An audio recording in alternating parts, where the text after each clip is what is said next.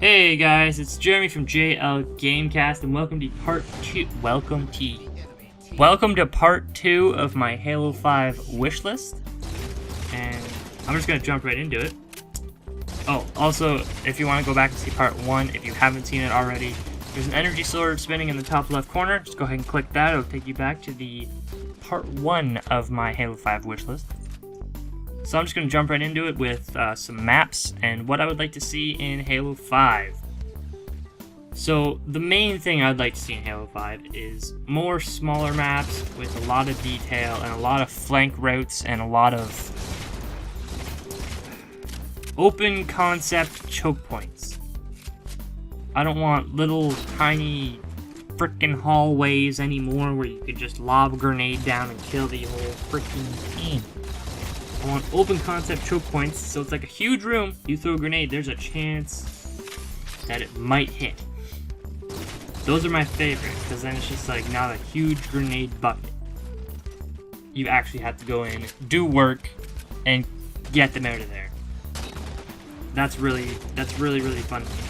Just going in there, tearing up shop, killing everybody in my way, instead of having to lob grenades down and depend on those to kill them. I want open concept choke points. Open concept choke points. And, I want a lot of flank routes in smaller maps. Like, everybody likes smaller maps. An example of a huge map on Halo 4. Oh, let me think of one here. I forget what it's called. I don't know. I forget what it's called. But there are a couple huge ones. Even like ones that are built on Forge. What the hell is the Forge map? Forge Island? Yeah. I don't know, I've played on it. I can't remember the name. Forge Island, I believe. Yes, a lot of huge maps were constructed on there, and those are fun and all. So it doesn't really provide much close quarters combat with freaking guns blazing at all times. Overshields needing to be depended on. No. Okay, here's how it's... I'm gonna explain it like this. Big maps, overshields do not work. Your overshield's gonna run out before you find somebody. That's why there's Big Team Slayer, and that's why those huge maps are there. But I have run into a couple of big maps, even when I'm playing just regular Slayer like I am right now on the screen.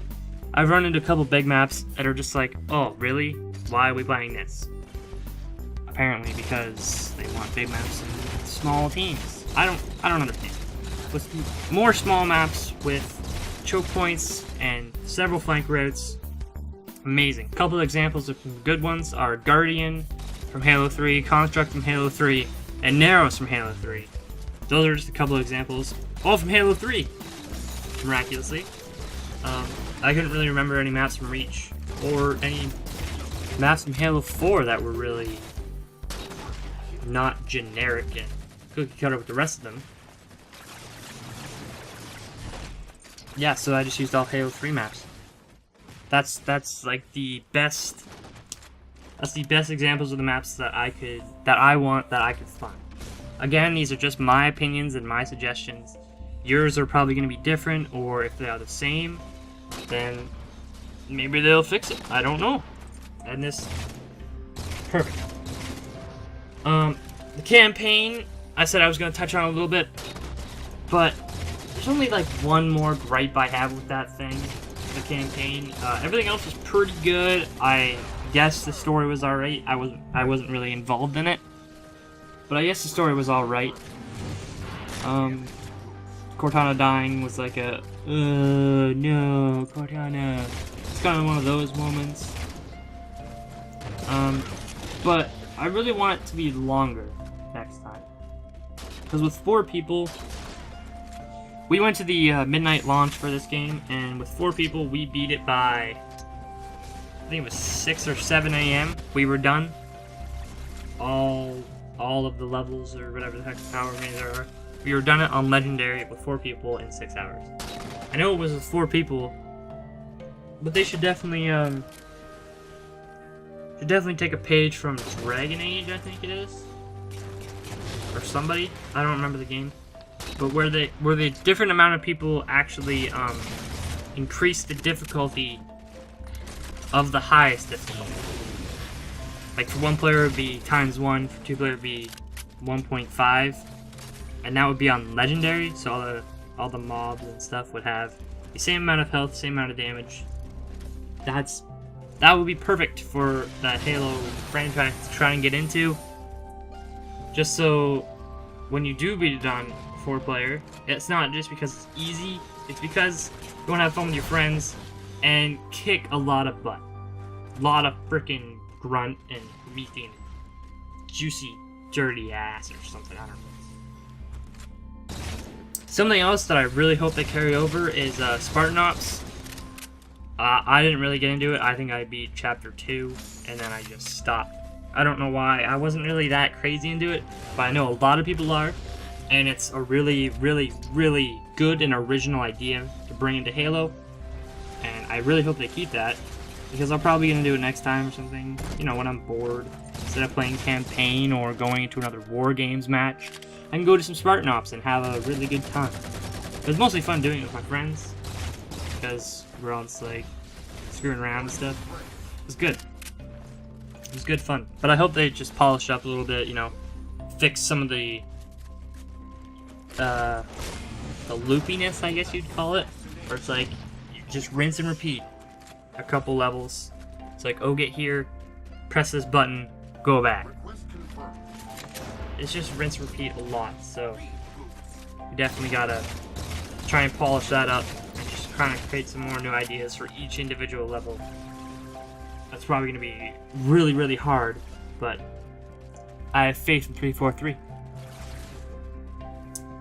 Oh, I thought of another weapon for the Prometheans, actually, a little bit after the first one. The Fuel Rod gun for the Covenant has not been really debuted a lot in Halo 4.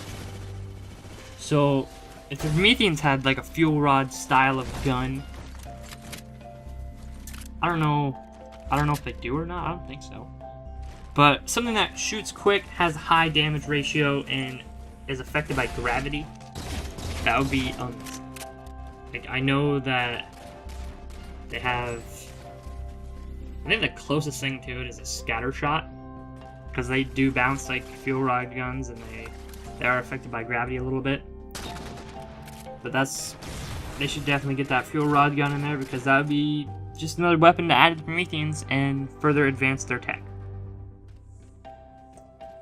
Something else that I wish they'd bring back is the physics for the gravity hammer.